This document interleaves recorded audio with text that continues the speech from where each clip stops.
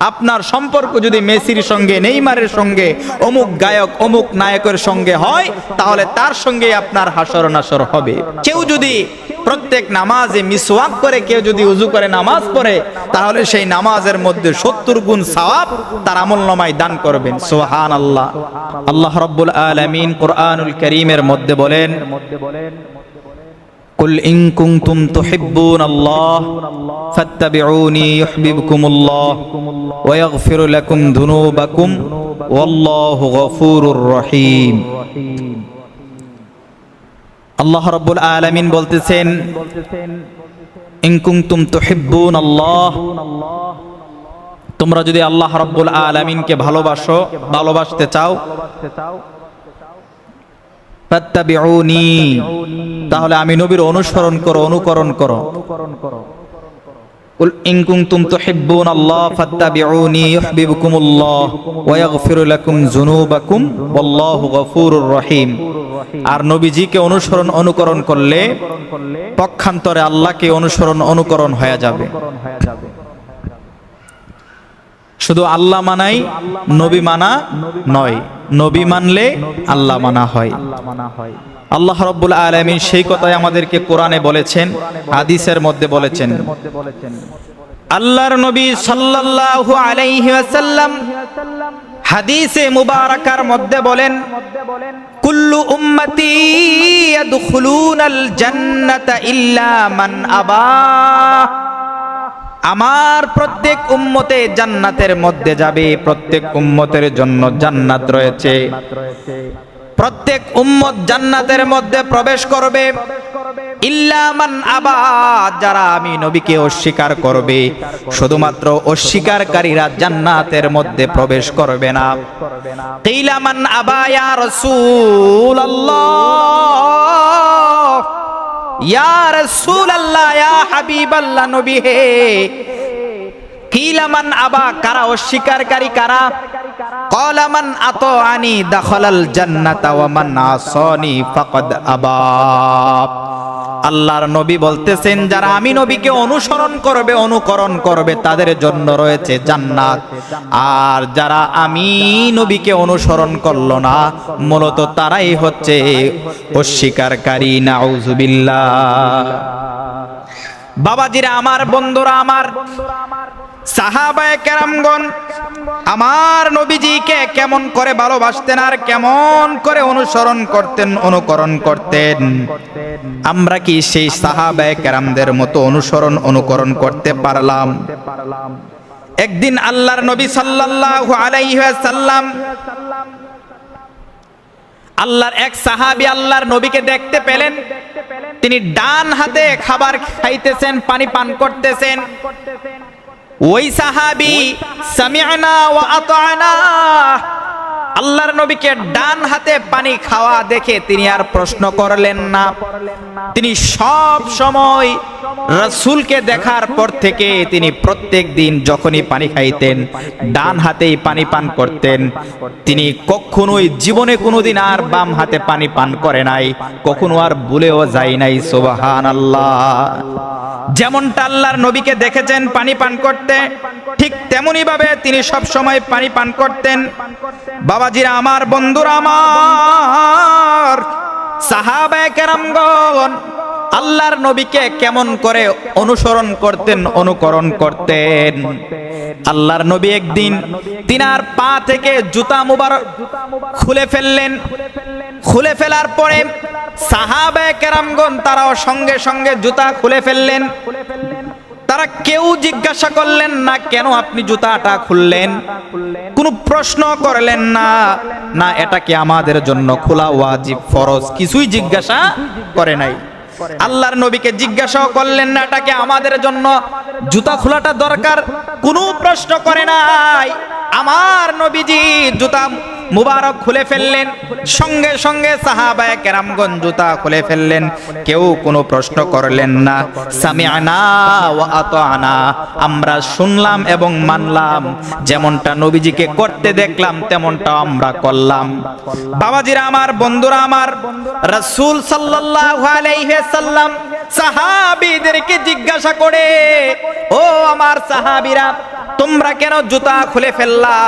ইয়া রাসূলুল্লাহ, আপনি নবীজিকে জুতা খুলতে দেখেছি, তাই আমরাও খুলে ফেলেছি। সুবহানাল্লাহ। এবার আমার নবী কয়, এ আমার সাহাবীরা, জিবরাইল আলাইহিস সালাতু ওয়াস সালাম আমি নবীর কাছে আসছেন, আসার পরে বলতেছেন, ইয়া রাসূলুল্লাহ, নবী হে, আপনার জুতা মোবারকের মধ্যে নাপাকি রয়েছে, আপনি জুতাগুলো খুলে ফেলেন। আর এই জন্য আমি জুতাগুলো খুলে ফেললাম, তোমরা তো জুতা আমার সঙ্গে খুলে ফেললা। বাবাজিরা আমার, বলতেছিলাম সাহাবায়ে কেরামগণ আমার নবীকে কদম কদম অনুসরণ করেছে। সুবহানাল্লাহ। হুদায়বিয়ার সন্ধির সময় মক্কার পত্তলিকদের পক্ষ থেকে একজন দূত এসেছিল, যার নাম হলো উরওয়া ইবনে মাসুদ সাকাফি। ওই উরওয়া ইবনে মাসুদ সাকাফি আল্লাহর নবীর দরবারের মধ্যে গেলেন। দরবারের মধ্যে যাওয়ার পরে তিনি এমন বিস্ময়কর দৃশ্য দেখেছেন। এই দৃশ্য দেখার পরে তিনি মক্কার কুরাইশবাসীদের কাছে আয়েশা বলতেছেন, হে আমার কুরাইশবাসীরা, আমি বিশ্বের বড় বড় রাজদরবারের মধ্যে গিয়েছি, আমি রোম সম্রাটের কাছে গিয়েছি, পারস্য সম্রাটের কাছে গিয়েছি, আবিসিনার বাদশাহ সহ বহু বড় বড় রাজদরবারের মধ্যে গিয়েছি। ও কুরাইশবাসীরা, আমি নবীর দরবারে আসার পর আমি এমন কিছু দৃশ্য দেখলাম, দেখে আমি হতভম্ব হয়ে গেলাম। কি দেখেছো? এবার ওই দূত বলতেছেন যে আমি দেখেছিলাম যে মুহাম্মদ যখন থুতু নিক্ষেপ করে সাহাবায়ে কেরামগণ পাগল পারা হয়ে যাইতো। ওই থুতু মুবারক তাদের হাতের মধ্যে নিয়ে তাদের শরীরের মধ্যে, মুখমণ্ডলের মধ্যে থুতু মুবারক মাইখা নিতেন। সুবহানাল্লাহ। আর জোরে কন্না আল্লাহু আকবার। শুধু তাই না, নবী যখন উযু করতেন, মুহাম্মদ যখন উযু করতেন, আর উযুর এক ফোঁটা পানি লাভের জন্য তারা এমন ভাবে প্রতিযোগিতা শুরু করত যেন তারা লড়াই করতেছে। আল্লাহু আকবার।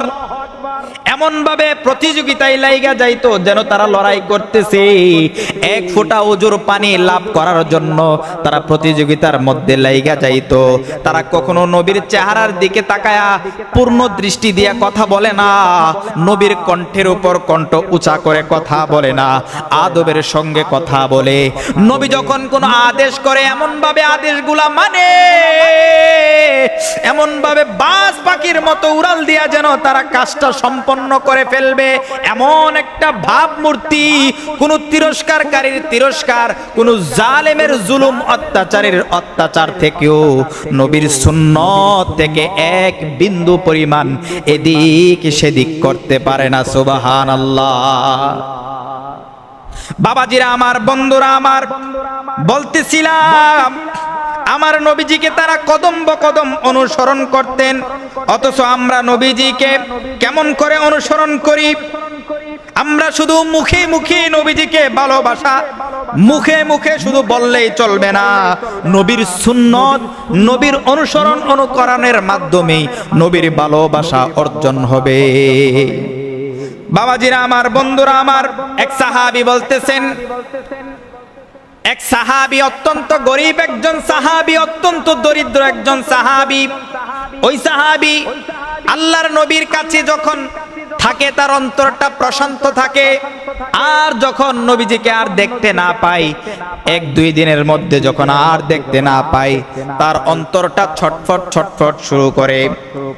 ওই সাহাবীর নাম হচ্ছে সাওবান রাদিয়াল্লাহু তাআলা আনহু। সাওবান রাদিয়াল্লাহু তাআলা আনহু কয়, নবীকে যখন আমি আর দেখতে পাই না, এক মুহূর্তের জন্য আমার চোখের আড়াল হয়, তখন আমার অন্তরটা অস্থির হয়ে যায়।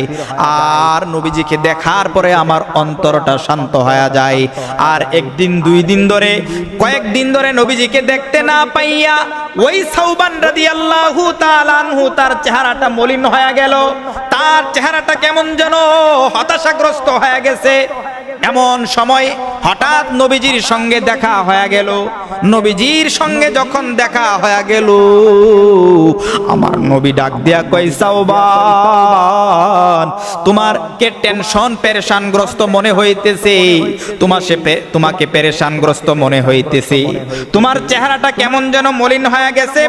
ডাক দিয়া কই, ওই সাহাবী ডাক দিয়া কই, ইয়া রাসূলুল্লাহ, ইয়া হাবিবাল্লাহ, নবী আমার, দুনিয়ার কোনো কষ্ট আমার কাছে কষ্ট মনে হয় না, তবে আপনি নবী আমার চোখের আড়াল যখন হয়ে যান, তখন আমার অন্তরটা অস্থির হয়ে যায়। আল্লাহু আকবার। বাবাজিরা আমার, বন্ধুরা আমার, এরপর তিনি কাঁদতে কাঁদতে বলতেছেন, ইয়া রাসূলুল্লাহ, দুইটা চোখের পানি ছেড়ে ছেড়ে কান্না করে বলতেছেন, ইয়া রাসূলুল্লাহ, নবী গো, আমি জানি আপনিও একদিন দুনিয়া থেকে ওয়াফাত বরণ করবেন, আমিও দুনিয়া থেকে বিদায় নিব। দুনিয়ার জীবন জিন্দেগি শেষ হয়ে গেলে আল্লাহ রাব্বুল আলামিন জান্নাতের আলা মাকাম আপনাকে দিবেন। নবীদের সঙ্গে সর্বোচ্চ স্তরে আপনার জান্নাতের মাকাম হবে। আর আমি সাওবান, যদিও আমি জান্নাত পাই, জান্নাতের অতি নগণ্য জায়গায় যদিও জান্নাতে জায়গা পাই, তাহলে আপনি নবীর সঙ্গে দুনিয়াতে আপনি নবীকে না দেখা আমি থাকতে পারি না গো নবী, আপনি নবীকে ছাড়া থাকতে পারি না, এইটা তার ভালোবাসা। তাহলে আপনি নবীর সঙ্গে আমি পরকালের চিন্তা যখন করি, তখন আমার মনটার মধ্যে অনেক কষ্ট লাগে। এবার আমার নবী জানায়া দেয়, তখন একটা কোরআনের আয়াত নাজিল হয়, ওয়া মাইয়ুতিইল্লাহা ওয়া রাসূলা ফাউলাইকা মা'আল্লাযীনা আন'আমাল্লাহু আলাইহিম মিনান নাবিয়্যিনা ওয়াস-সিদ্দীকিনা ওয়াশ-শুহাদা'i ওয়াস-সালিহিন। সাওবান রাদিয়াল্লাহু তাআলা আনহুর প্রশ্নে সাহাবায়ে কেরামগণ নীরব হয়ে গেলেন, আবেগে ভরে গেলেন।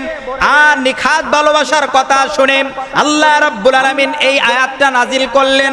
আর অর্থ হচ্ছে যে যারা আল্লাহ এবং তার রাসূলের অনুকরণ করবে, আল্লাহ রাব্বুল আলামিন বলতেছেন, আল্লাহ যাদের উপর আল্লাহর নিয়ামত দান করেছেন, নবীগণ, শহীদগণ, সিদ্দিকগণ, নেককার বান্দাদের সঙ্গে তাদের হাসর নাসর হয়ে যাবে। সুবহানাল্লাহ।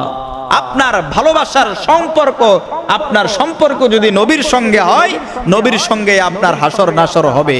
আপনার সম্পর্ক যদি মেসির সঙ্গে, নেইমারের সঙ্গে, অমুক গায়ক, অমুক নায়কের সঙ্গে হয়, তাহলে তার সঙ্গে আপনার হাসর নাসর হবে। বাবাজিরা আমার, বন্ধুরা আমার, এখন আপনারা বুঝে নেন কার সঙ্গে আমার মহব্বতের সম্পর্ক, বন্ধুত্বের সম্পর্ক হবে।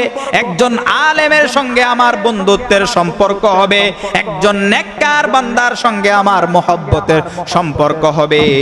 সাওবান রাদিয়াল্লাহু তাআলা আনহু এই আয়াত যখন নাজিল হয়ে গেল, সঙ্গে সঙ্গে তিনি খুশিতে আত্মহারা হয়ে গেলেন। সুবহানাল্লাহ। বাবাজিরা আমার, বন্ধুরা আমার, সাওবান রাদিয়াল্লাহু তাআলা আনহুকে, নবীজিকে এই পরিমাণ ভালোবাসতেন, এক মুহূর্ত না দেখলে তিনি কাঁদতেন। আর আমরা নবীজির সুন্নত গুলাকে পদে পদে আমরা ছেড়ে দিচ্ছি, অথচ আমাদের বিন্দু পরিমাণ চোখ দিয়া পানি আসে না।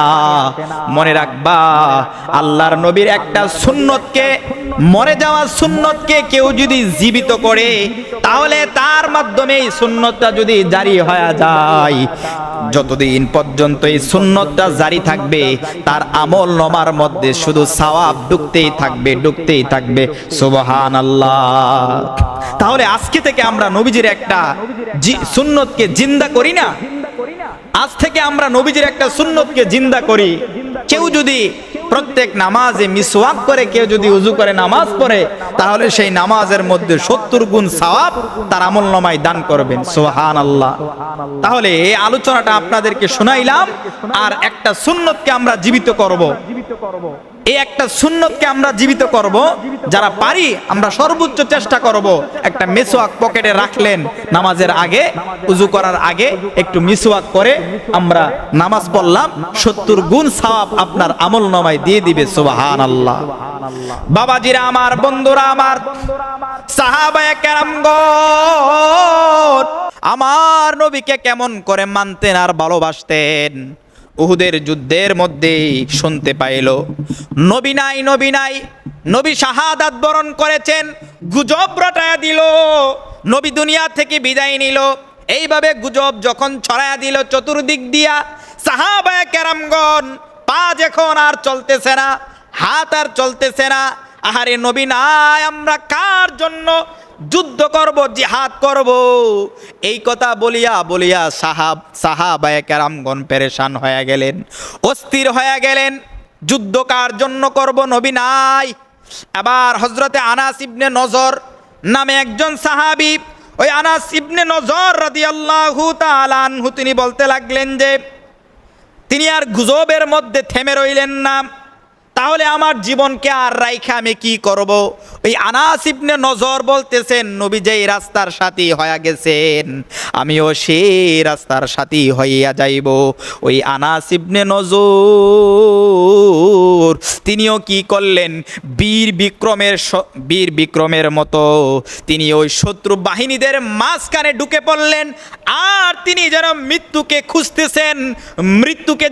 খুঁজতেছেন, বীর বিক্রমের সঙ্গে যুদ্ধ করতেই শুরু করলেন।